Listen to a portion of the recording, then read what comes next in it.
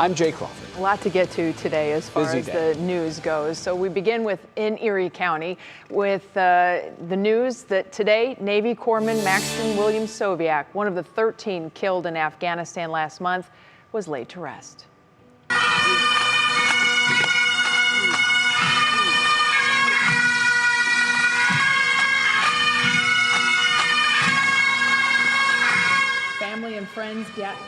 Family and friends gathered with the community to pay respects to 22-year-old Soviak, who truly died a hero. Our Lydia Esparra reports from Milan. In the country, under cloudy skies, with grace and respect, the ceremonial guards carried the body of Navy Corpsman Maxton Soviak.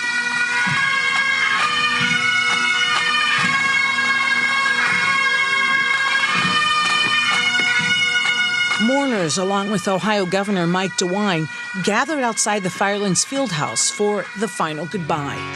They call me Doc, but I ain't got no degree. There are very few words for such profound grief, but somehow his family, he threw himself into everything he did with a fierce passion, found the strength. He died doing what he was passionate about, surrounded by his brothers, and that brings me some peace. A peace from within. Hey, big brother, say hi to Nayla for me, and I hope you rest in eternal peace. To the other military members up there, please take care of him, and thank you for your service. I'll see you again one day, Max. I love you. I will forever be so proud of you. In one of his last pictures, he was providing aid for some orphans and the injured. It was while he was providing aid that the bomber slipped up into the chaos and struck. Our son did not suffer. As the service ended, the cloudy skies opened up to a sunny day. Perhaps it was Max, as his family would call him, reminding everyone to let your light shine. Well done, good and faithful servant. Amazing grace, how sweet the sound that saved a Maxton Soviak, like me. Hero.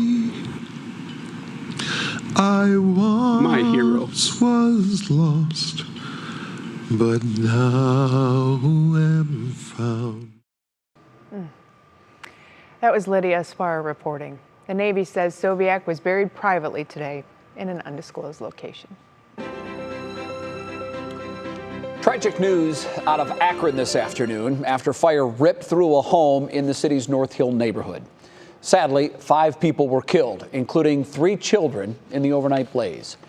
Brandon Simmons has the latest on the investigation. He joins us now live from the scene. Brandon, just a terrible tragedy. What can you tell us about what happened?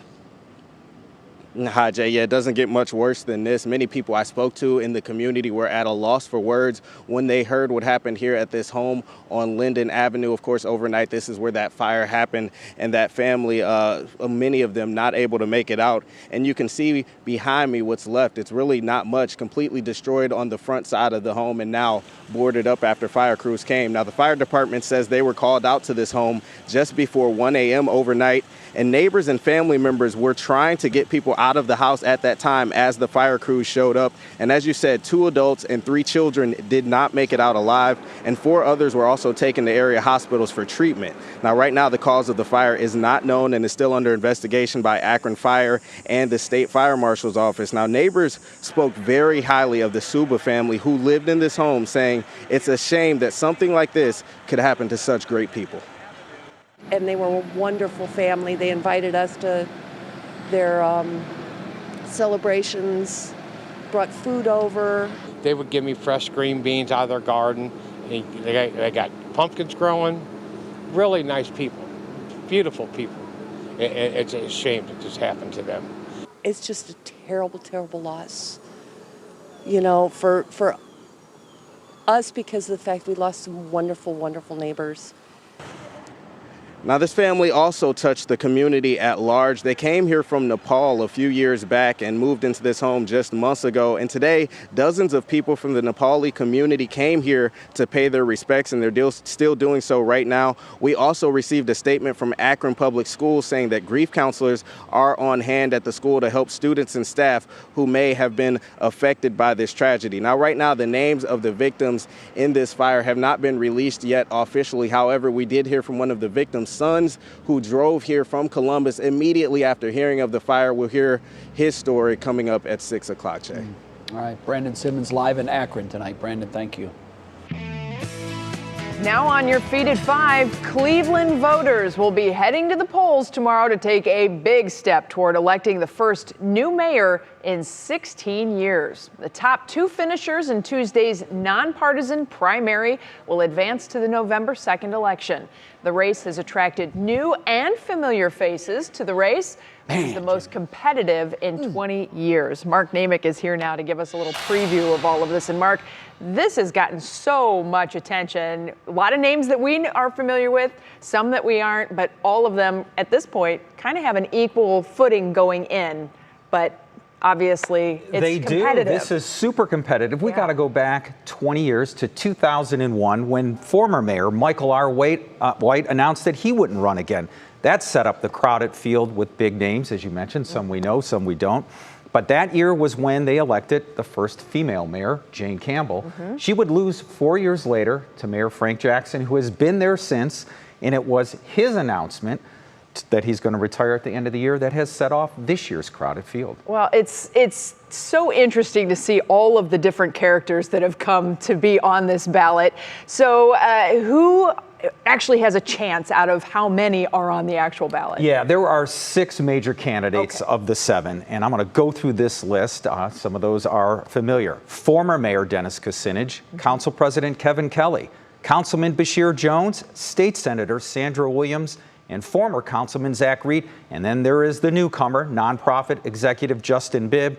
And really, Betsy, any one of them out there could make it. Now, there is a 7th candidate, a West Park attorney, Ross DeBillo, who just doesn't have that support and infrastructure to advance. So I see it, those top 6 with, really competing for it. So how close could it actually be? Is there polling that's done on all of this? There is polling. Okay. And each campaign has shared some of that with me, and they're pretty consistent. Okay. So I feel comfortable in saying that I think it's really a 4-way race between Dennis Kucinich, Justin Bibb, Kevin Kelly, Bashir Jones, and Zach Reed kind of nipping in there. I think Sandra Williams is a little farther reach, but I do think very competitive tomorrow. I think with the low voter turnout, anything can happen depending on which candidate can get their people out to the polls. And this doesn't matter if the voter is registered Democrat, Independent, Republican, doesn't matter. Great it's the question. Top 2. People forget it's nonpartisan. We've had Republican mayors in the past, like this guy named George Voinovich, who went on to be a senator and a governor.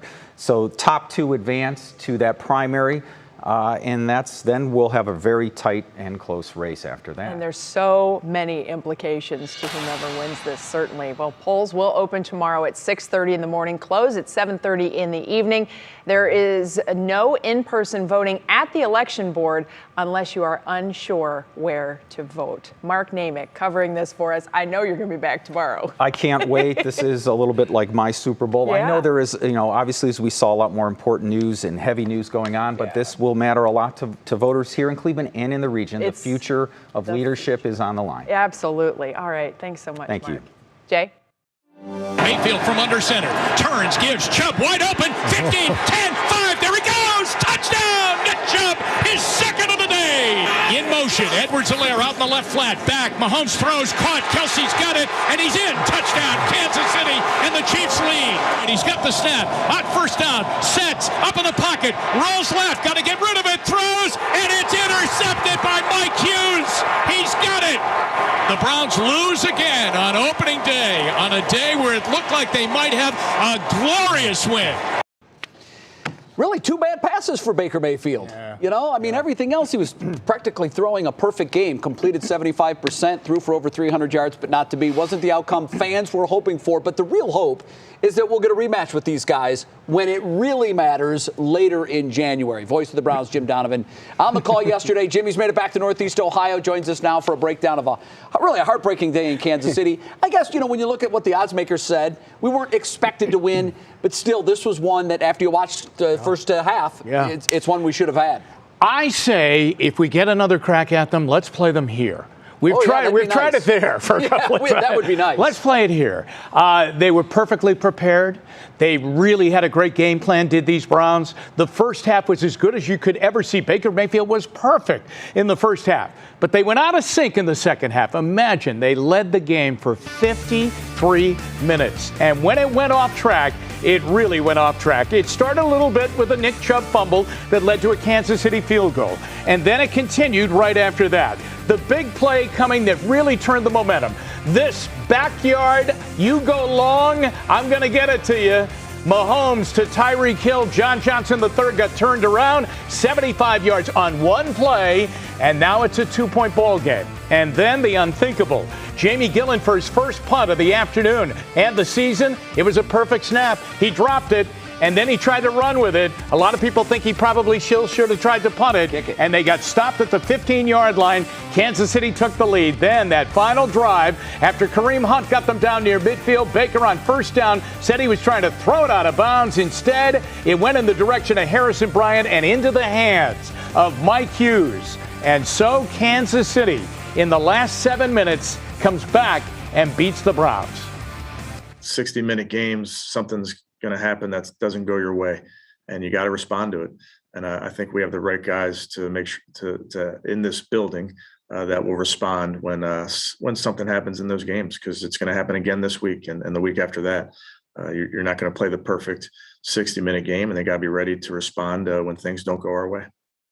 Jay, a couple of ways to look at this right now, okay? Yeah. Number one is you want to be in this kind of a game. Mm-hmm. They certainly show that they belong in this kind of game. And now the next step is you have to win this kind of game, okay? Because they didn't do it last January in Kansas City. The other point is quarterbacks are judged on being able to come down and pull it out in the last couple of minutes of a ball game. Sure. Baker struggled on that throw. He said he was trying to throw it out of bounds. They didn't get it done. The third thing is this. I'm okay if I see the Browns defense play much better this week and the following week against Chicago. But if this continues, all of that money spent in free agency and the draft capital that they use, that would be a bit of a problem for me. So, question mark on defense. You said this last night, though. This is the Cadillac of offenses. It is, right. And you're going to look bad against great offenses. It happens. But like you said, let's button it up against Houston on Sunday. And then if we get another crack at these guys, hopefully we'll be better defensively. We'll be 16 games smarter by then. There you go. All right, Jimmy, thanks. We'll see you again at 6. Still ahead on What's New, school bus driver shortage. Imagine that. If you're thinking of changing careers, our Lindsey Buckingham will explain why this just might be right in your wheelhouse. Then Britney Spears shares a big life update, and it's not news of her conservatorship. What's new with the pop star? Ahead in Pop Break. Let me tell you, he does. Hunt could have singled. Well, I guess I'll take the weather. That's okay. You guys talk sports all you need Jimmy over there. And we got Jay this. are out there yakking away. I guess I'll just go ahead and tell you, Matt, you're up next. You get two sports guys together. Hazy look to the Cleveland skies this evening. That is the wildfire smoke still rolling through here. We'll give you an update on that, and your outdoor dining forecast looking A-okay this evening. But storms will arrive. We'll take you through the next 7 days after this.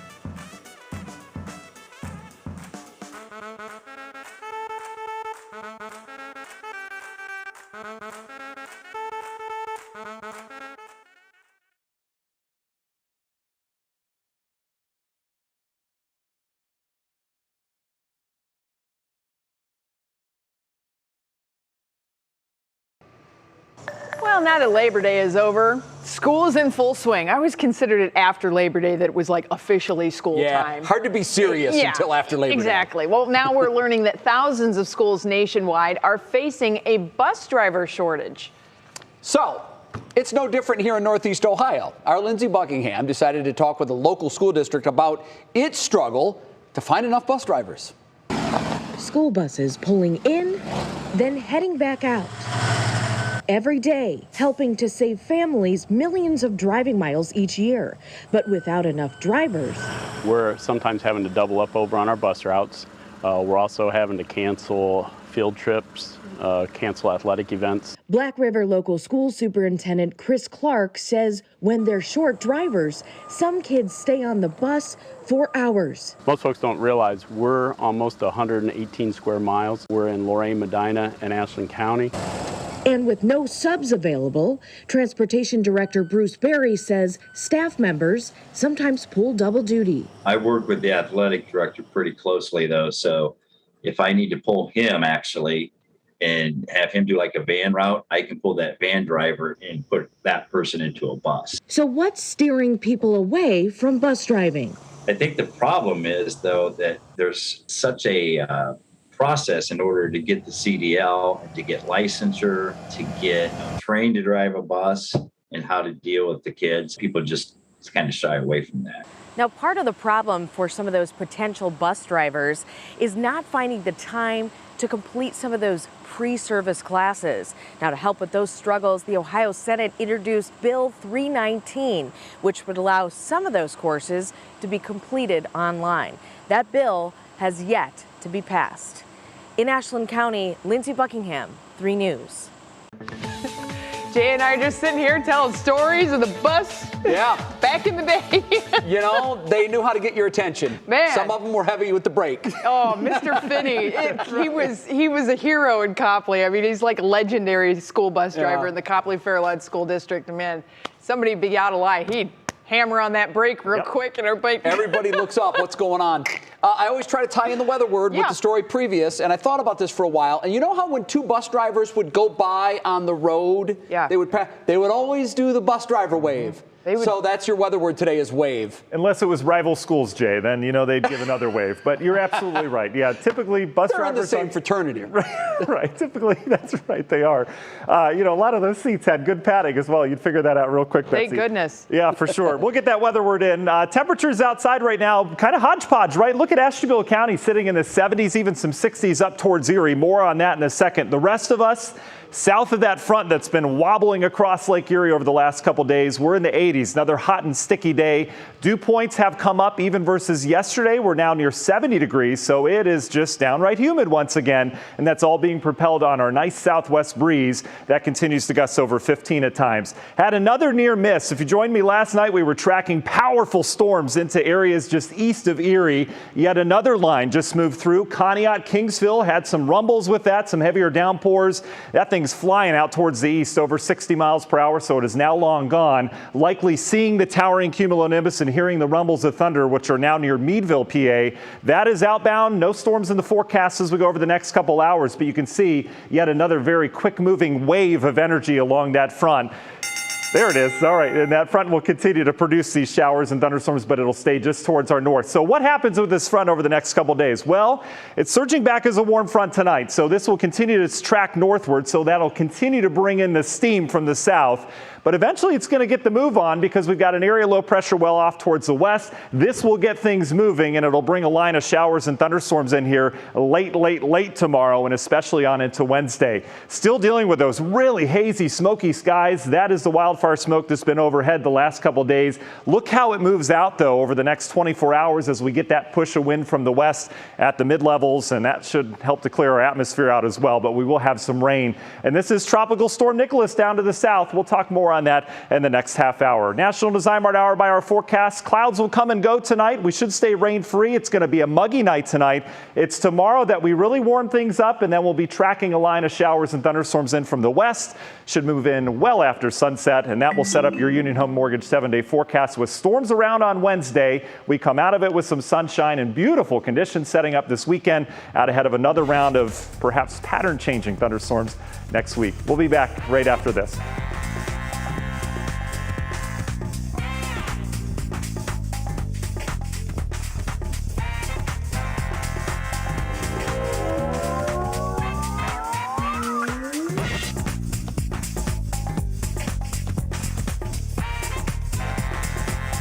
I'm Matt. We're going to be talking about Britney Spears and her engagement today, and Conor McGregor throwing a drink at MGK.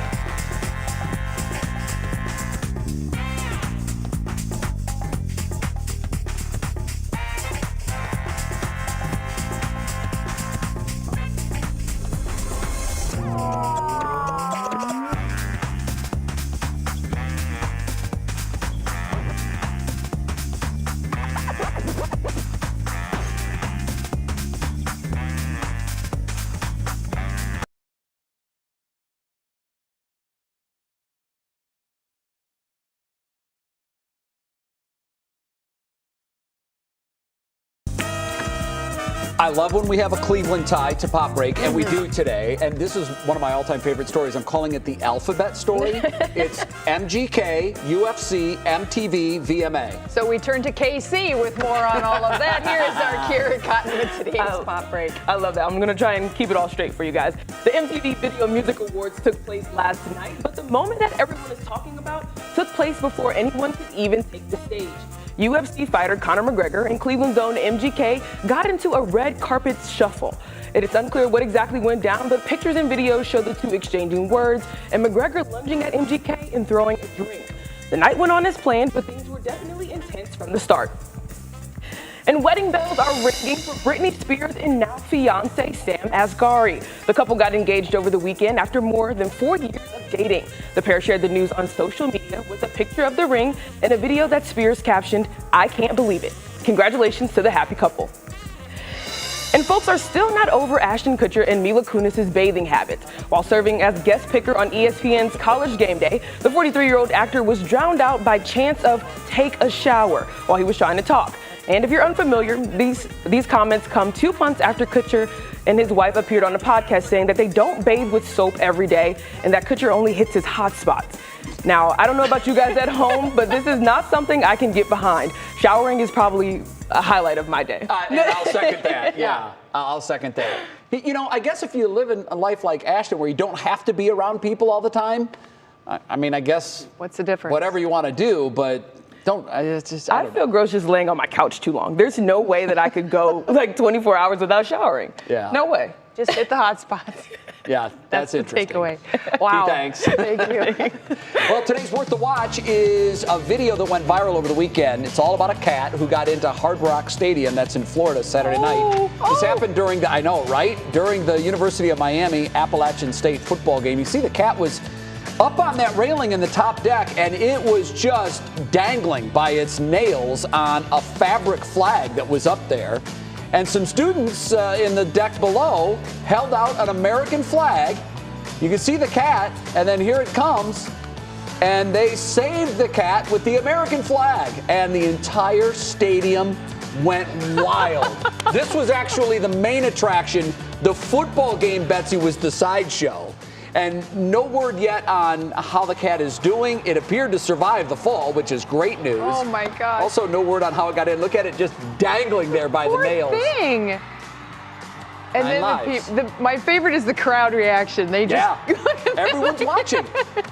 I guess if there is bad news, now that that poor little kitten's down to 8 lives, but still. I don't know. That might be worth 2. That was a dinger right there. That might be worth. Yeah, you're right. All right. Well, still ahead for us at 5:30 here on What's New. The Harlem Globetrotters are coming to Cleveland. We'll tell you when and where exactly. Then 1 down, 16 more to go. We're going to get Mike Polk Jr.'s unique perspective on the Browns' loss. He's going to join us coming up for that, and he'll have his predictions for the rest of the season.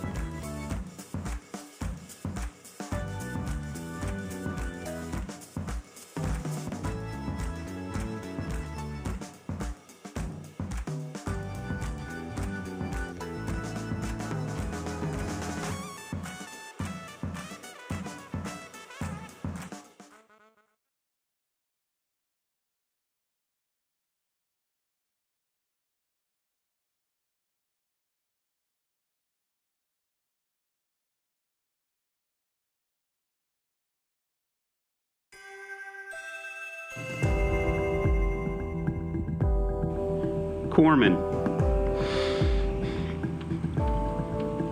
Maxton William Soviak.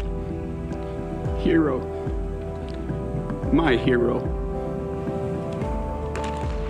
Today, Navy Corpsman Maxton William Soviak, one of 13 killed in Afghanistan last month, was laid to rest. The entire Erie County community and others gathered to honor the 22-year-old outside the Edison High School field house, where Soviak played football and wrestled before graduating in 2017. He served as a medic in the U.S. Navy and planned for a career in the military. A private burial followed the funeral service. To Akron now, where overnight 5 people there, including 3 children, were tragically killed in a house fire. The family had just moved into the new home, their new home, on Linden Avenue. Firefighters were called just before 1 a.m. when neighbors and family members were trying to get people out of the house. 4 others were taken to area hospitals for treatment. Right now, the cause of the fire is not known. It is under investigation by Akron Fire and the State Fire Marshal's Office. Turning now to the latest on the coronavirus, and here in Ohio, a dip in cases over the last 24 hours. Our new case number, 5,568, which is just below the state's 3-week average of 5,735. Our hospitalizations are increasing, with 232 people admitted over the last 24 hours, and there's been a spike in ICU admissions as well, with 19 more now in intensive care. Brings you up to date with some of the big stories that are happening around Northeast Ohio today. And with that, we welcome you back to What's New on this Monday afternoon. I'm Betsy Kling alongside Jay Crawford. You know, we talked about the Browns earlier, and just from a sports standpoint, you had the Indians being no-hit for a record third time. I say 4 because they were no-hit in a 7-inning game too. That's a no-hitter to me, but Major League Baseball says it's got to be 9. So the third time they were no-hit this season. And then Saturday, the Buckeyes went out and looked like they forgot how to tackle and play defense. And then yesterday, our Browns, which overall I thought played very well. There was a 3-minute stretch where... There were highlights? There were a lot of highlights, but there was a 3-minute stretch there, Betsy, where the wheels didn't fall off. They exploded. Oh, could it be? Like, you know, and it exploded, not imploded, which is great vernacular to use now. Yes, it is. We used to not be able to do that. You're right. All right, that takes us to our top talker. We saw a wide variety of reactions, really, from Browns fans online on the Game 1 loss in Kansas City yesterday. But we can always count on one of our biggest Browns fans here at 3 News, Mike Polk Jr., to give us a little perspective. Here are his thoughts and hopes for this season. Well, there you have it, folks. Another Browns season opener ending in a loss. This brings the grand total since the team's return in '99 to the thoroughly traumatic record of 1-21-1 in season debuts. So overall, not great. And as with all of those other losses, this one, of course, stung. But not in the same way. Most cranky old dudes will tell you that a loss is a loss, regardless of how you lose, because it all looks the same in the standings after all. But no matter what your surliest high school coach may have yelled at you, the manner in which you lose does actually matter. And unlike so many Browns openers, do you know what I didn't feel after this loss? Sick to my stomach, the kind of queasy sensation that one experiences upon bearing painful witness to the realization that the football team you follow and love is not only going to be bad again that year, but that they don't even look like they deserve to be in the league. Remember those days? So rather than feeling dejected after losing yet another season opener, I think it might be helpful to reflect back upon some of our other first game losses so as to keep this one in proper perspective. Here are a few standouts from the tragic archives. 1999, the team can hardly be blamed for losing their very first game upon their return to the league, but the fact that they lost 47-0 and gained 40 total yards of offense was a grisly harbinger of the long road of misery that awaited us. Not a strong debut. 2002, the Browns actually should have won their opening game against the Chiefs this year, but managed to lose by a point after Dwayne Rudd was penalized for infamously throwing his helmet in premature celebration, assuming that the game was over. It was not over. And 2012. It probably wasn't a good sign of things to come when Brandon Weeden made his NFL debut in this opener by immediately getting trapped under the American flag during the national anthem and then losing to the Eagles 16-17. I'm not a big believer in omens, but at the very least, this did little to inspire confidence. Now, these were not merely losses. These were lessons in humiliation that confirmed not just to Cleveland fans, but to the entire league that the Browns remained a laughable organization that no one needed to take seriously yet again that year. And they were very much right. But that is not the impression that anyone took away from that game yesterday, when the Browns went into the house of arguably the best team in the league and gave them everything they could handle for about 3.5 quarters. Also probably worth noting that they did so without the help of their most elite receiver and with 9 new starters on defense, but now it just sounds like I'm making excuses. So of course you're allowed to be disappointed, but don't act like this is just the same old Browns losing yet another opener, because they aren't. This team looked good, they look fun, they look dangerous, and they never look like they didn't deserve to be there. Final point. I think it's also worth remembering just how far this team has come in a short period of time. Just a reminder, it was only 3 seasons ago that this team went 0-16. I remember that because fans threw a parade to commemorate it. I marched in that parade and we demanded just one thing. When do we want watchable football? When do we want it? Now! Well, now the Browns are holding up their end. In fact, they're much more than watchable. They clearly have the potential to be truly special. And I'm actually more excited about this season now than I was before that loss. Now, all of that said, if we do lose to Houston and Tyrod Taylor next week, I'll probably snap and just walk straight into the lake. And that's where I'm at right now. Stay positive, Browns fans. It's going to be a fun ride. Oh, my goodness. Yeah, the important thing said there, I think. And I want everyone to remember and keep that perspective. Sure, that was kind of rough yesterday, but it's important to remember that not all losses are the same, are they? For example, that first loss against Baltimore last year, remember how that felt? Like they murdered us, and then how'd we look the next time we played them when we were ready? You know, so, and since we already look like this at this point, and how did it end last year? Pretty well, I think we'd all agree. Yeah. So I think we're ahead of where we were last year. And where does that I agree with you. And, you do hear a lot of times people say, well, there's no such thing as a good loss, or, moral victories, that's for losers. Not true. I mean, how do you think Green Bay feels this morning? Right. Green Bay went out, and in a game they were supposed to win, and they saw Aaron Rodgers benched, and they got destroyed by a guy that was hanging on as a quarterback just 2 years ago. Meanwhile, it could be Green Bay. Meanwhile, we're practically throwing a parade for almost beating the Chiefs here in Cleveland. So it's all about how you look at things. That's all I'm saying. There are different kinds of losses, and that was not a shameful loss. We just want a parade. Yeah, well, like I think the parade, the big parade. I think we have a pretty good chance this year. I think we got a pretty darn good chance this year. I agree with you. Personally. I think we do too. Yeah. You don't want to beat them in September. You want to beat them in January. Exactly. Where would the drama be if we beat them right out of the gate like this? None. There's no That's movie all I'm saying. after that. So love your tie too and Thanks. jacket. Yeah. That's a really nice ensemble. Showing that pride, baby. That is Showing a that nice pride. ensemble. They're winners to me. All right, and you're a winner to us. Thanks for being you. Next up, what's new? It may be 80 degrees outside today, but it's beginning to feel a lot like Christmas for some. That's because Christmas is only 103 days away. Are you kidding? Oh, boy. And Cleveland is announcing the return of some big Christmas concerts. We're going to have details ahead and Clicking in Cleveland. We're also keeping a close eye on the Gulf Coast as they are preparing yet again for another storm. We're tracking Nicholas coming up. Matt is going to handle those duties, but first he's got weather in a Giphy. Yeah, this is for the fall trees out there. All the trees outside waiting for fall. They're just kind of like, where are my cool mornings? What's going on? It's still humid outside. It's still hot. Summer hanging on, 9 more days. Yep. Good giftage. Good gift. That's a good giftage. We'll have that forecast for you. It is. It's getting creepier. It's getting creepier.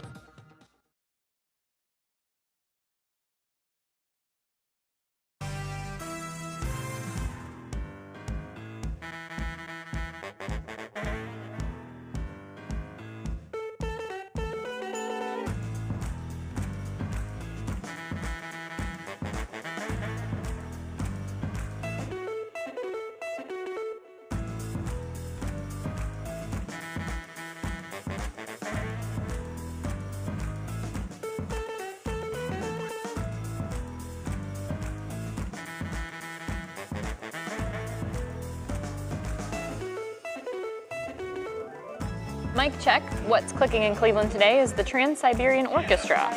Okay.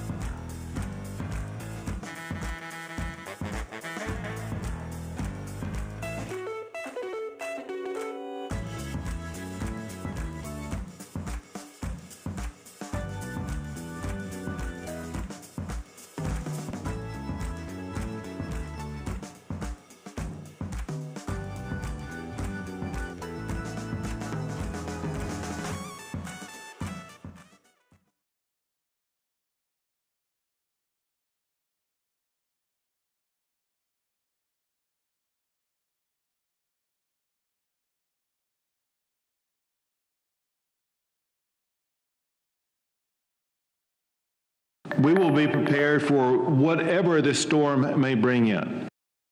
The latest named storm of the season, Nicholas, has the attention of millions across Texas and southwest Louisiana right now.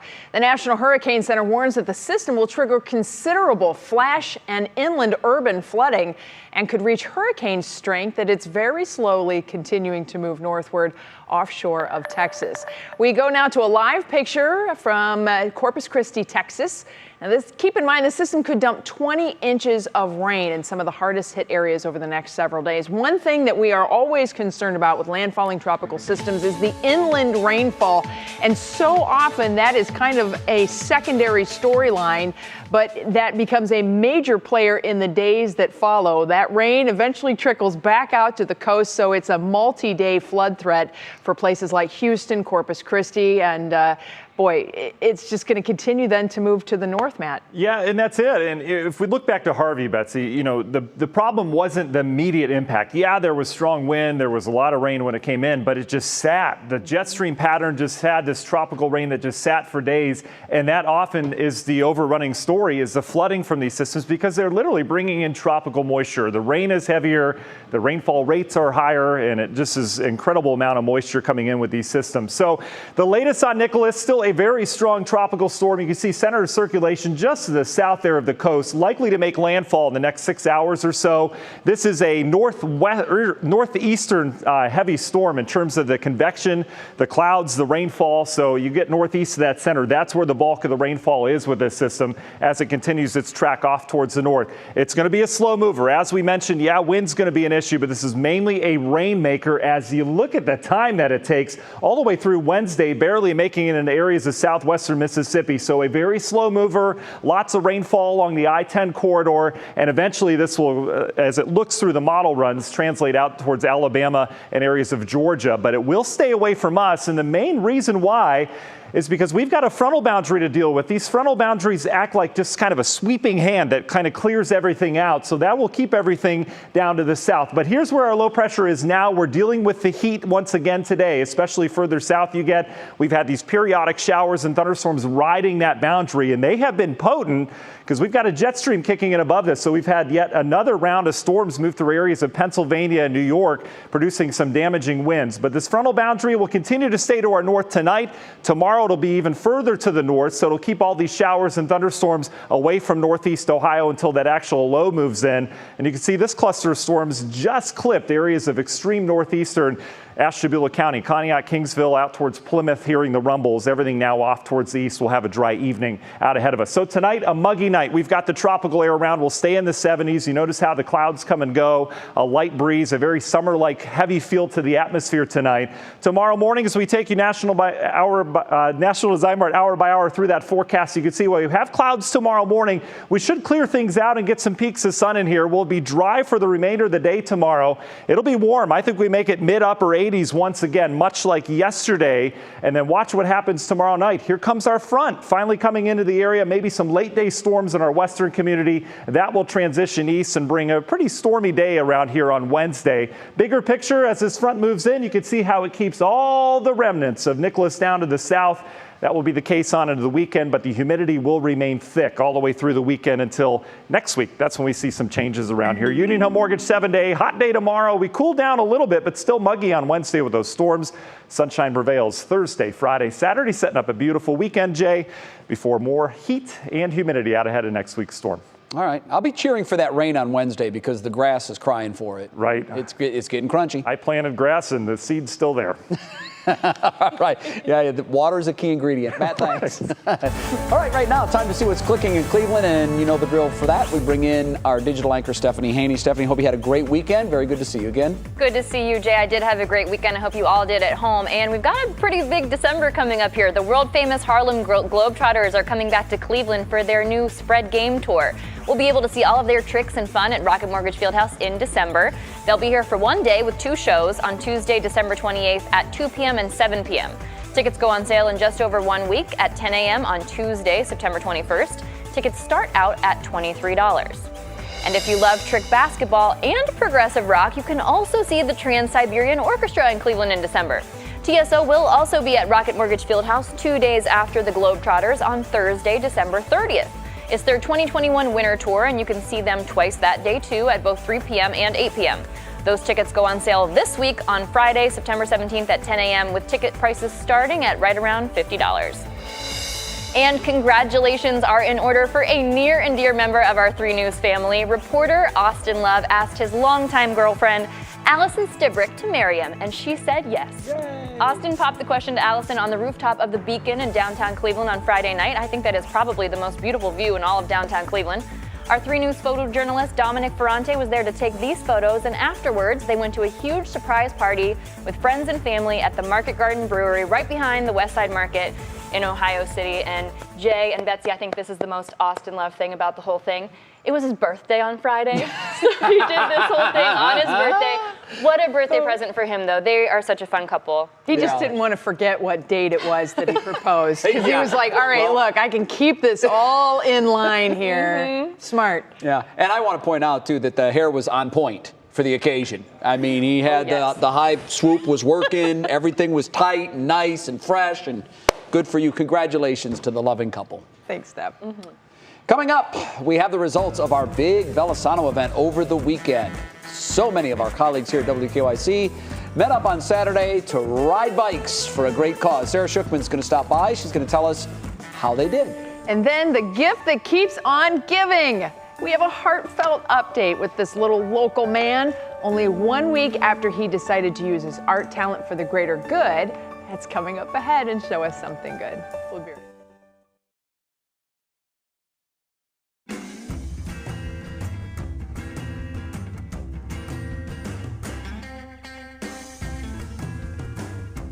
Sarah's mic. 1, 2, 3, 4, 5. Hello. Good day for riding. A little hot. It was windy. That's why we'll talk about it in a second.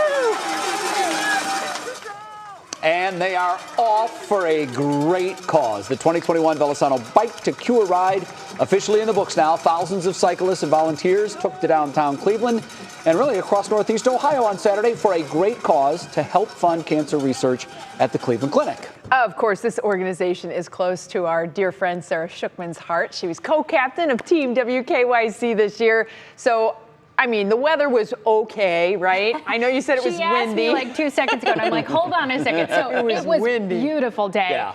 Till we got out to Marginal. Those last 5 miles right into the headwind, that was pretty wicked. Yeah. That was when everybody's legs were tired. We were like, Oh man, are we there? 5 more miles to go. So take us through the day, other than the forecast. It was beautiful. I mean, it was really, I'm always so impressed with how uplifting this day is. Obviously, it's about cancer research, and cancer is hard for any of us to talk about, especially those who've been impacted so closely. But it is such a fun day when you're there. Joe Cronauer was on the mic. He was getting us all hyped up and going, and they had a really nice moment of silence, really, because it was also 9/11 and the 20th anniversary. But then we got riding, and they saddled up, hit the road. You see the excitement there, and all the participants riding in the 10, 25, 50, or 100-mile ride. Small B was just a hive of activity all day as the rides left throughout the morning, and then the starting chute became the finish line as well, and riders returned through the afternoon, share a Zach Roll luncheon, and get to toast to all of their efforts. So it was really a fun day. And I just want to say thank you to everybody who donated during our Day of Giving last week, to those who followed our training ride live last month, and all of the other donations. It was awesome. And here's Team WKYC. We got a group picture last week. We actually had 38 colleagues and their loved ones register and ride with us this year. So there's some post-ride pics. It was pretty fun. We're still waiting for some matching dollars now, and the fund is going to be open until October 1st. But so far, our team has raised more than $88,000. Wow! We're one of the top 10 teams in the region right now. So it is awesome. And 100% of every dollar raised in VeloSano goes toward that life-saving cancer research at Cleveland Clinic. So I am just so proud. It's really such an important cause, and to see so many of our good colleagues come out and have some fun with it was really great. Well, there's so much work that goes into rallying the troops and getting the team together and getting all the logistics put together. So congratulations to you and Katie, Kudos our other co-captain. Yeah. You guys just nailed it. Thank you. Great job. Congratulations. It was really fun. Yeah. Next year, I'm coming for you guys. I'm on next year. I felt left out this year. I really did. I'm not kidding. I did have a prior commitment this year on that date, but next year I'm going to keep that date clear because Which it looks ride like did you fun. do? I did the 25. Okay. Yeah. So yeah, it's 100 sounds a little bit aggressive. 100 is aggressive. You got to really train. 100's like a marathon. You know, if you Yeah. want to do the century, as they call it, you got to train. Oh, wow. But 25, 50, you can be a. And it's not a race. Nope, You can just exactly. You finish. take your time. Yeah. Okay. All right. Just look forward to the beer at the end. You know? I'm in. Yeah, you had us at beer. Thank you. And again, congratulations. Thank you. Great. Just ahead, going the extra mile, this little boy, we introduced you to him, I believe it was last week, maybe the week before. He's making a huge difference at his school, in his North Canton community, and beyond now, just by doing what he loves. The sweet update to Brock and his drawings coming up, and show us something good. Handsome little fella, isn't he? He's so cute.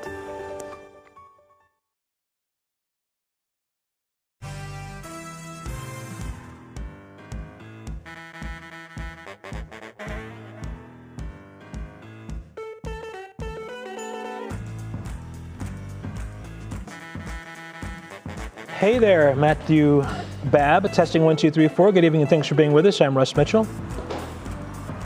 Hi, Matt.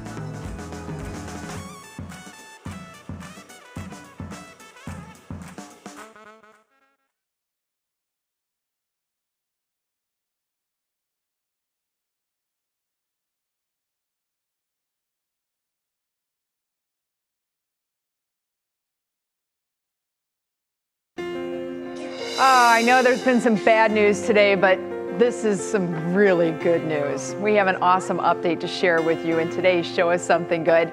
Last week, we told you about 6.5-year-old Brock Calloway from Jackson Township near North Canton. He drew a bunch of pictures and passed them out to people in his neighborhood on Labor Day, just to make them feel happy.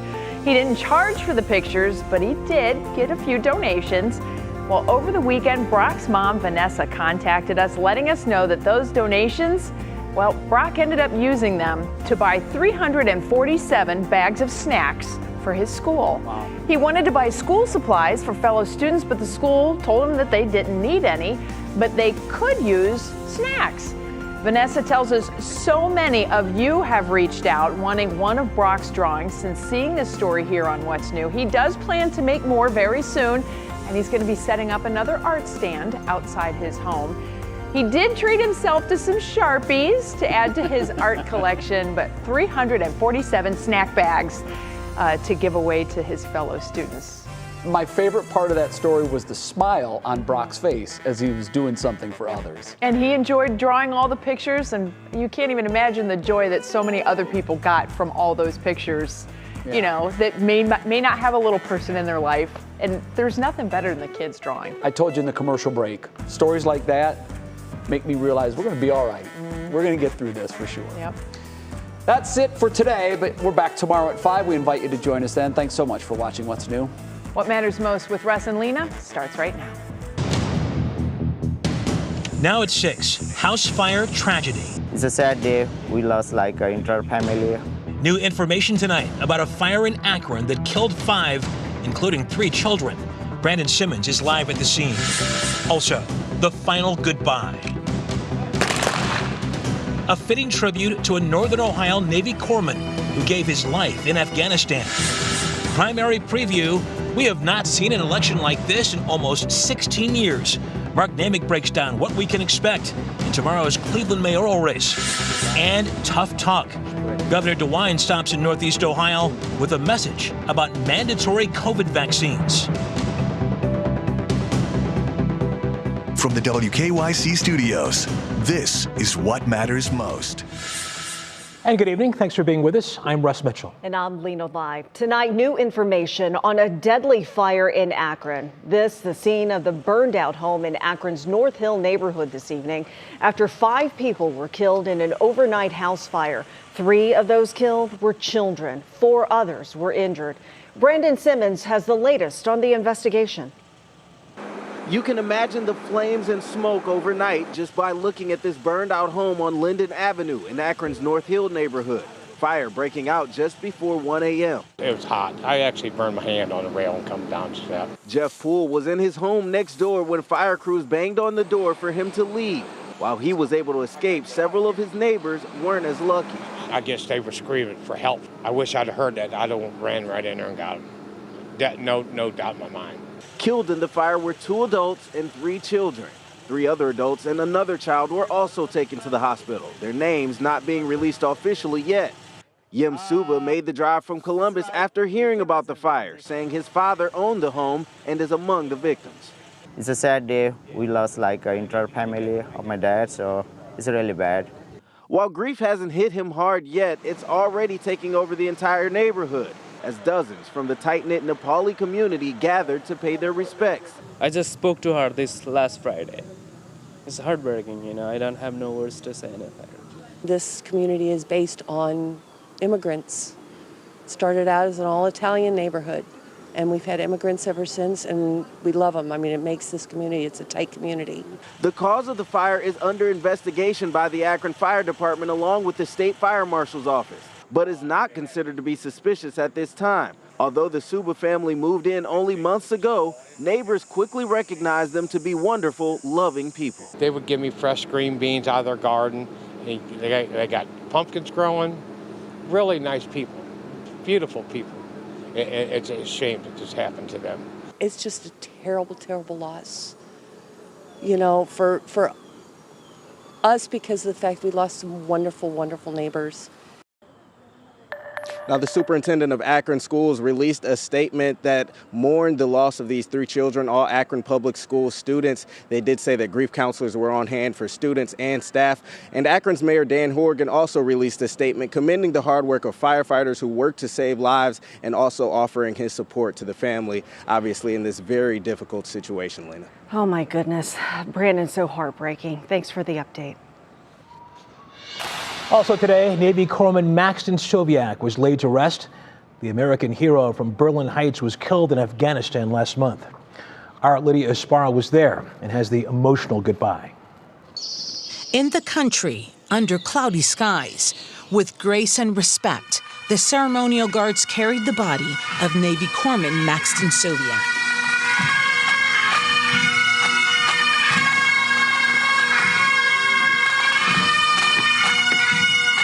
Mourners, along with Ohio Governor Mike DeWine, gathered outside the Firelands Fieldhouse for the final goodbye.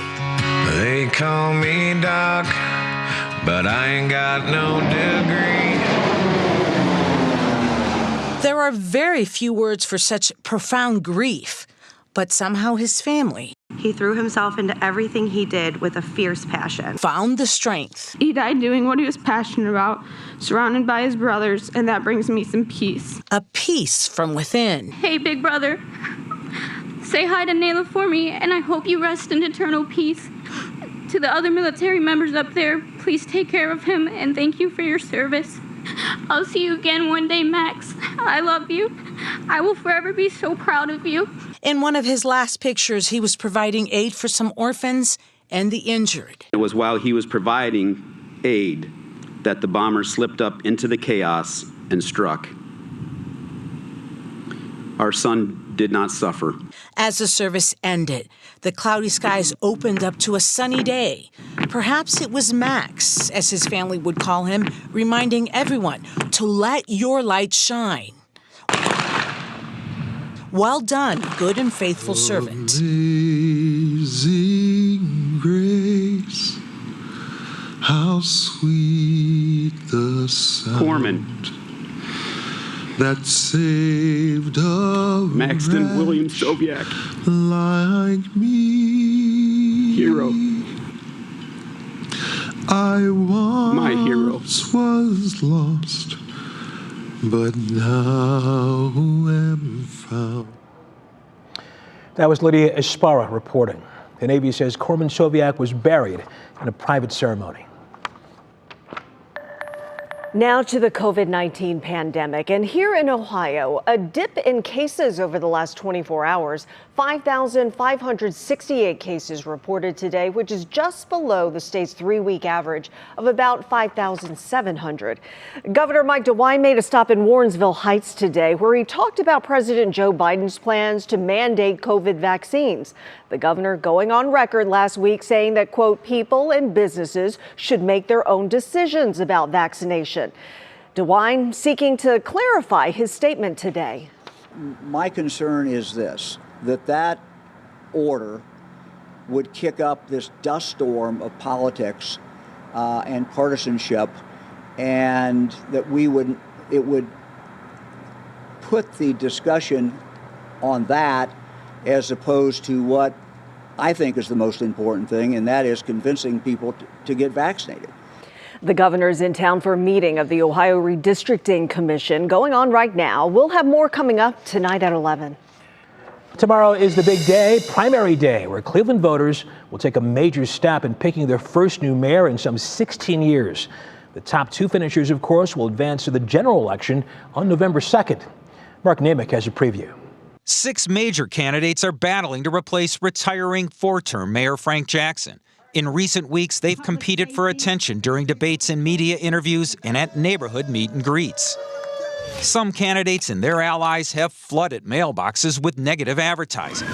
All candidates agree that crime and safety, from police reform to hiring more officers, is a top priority. They also promise to focus on reviving the city's pandemic-crippled economy, the engine that drives the region's prosperity. 4 candidates are closely battling for the top 2 spots. Polls shared with 3 News show former Mayor Dennis Kucinich, Council President Kevin Kelly, nonprofit executive Justin Bibb, Councilman Bashir Jones.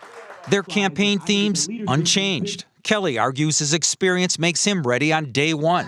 Kucinich boasts he's still the fighter on behalf of Cleveland he was 42 years ago.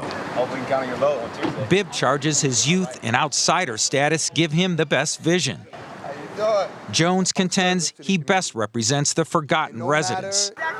Former Councilman Zach Reed is closely chasing the pack. State Senator Sandra Williams also within reach.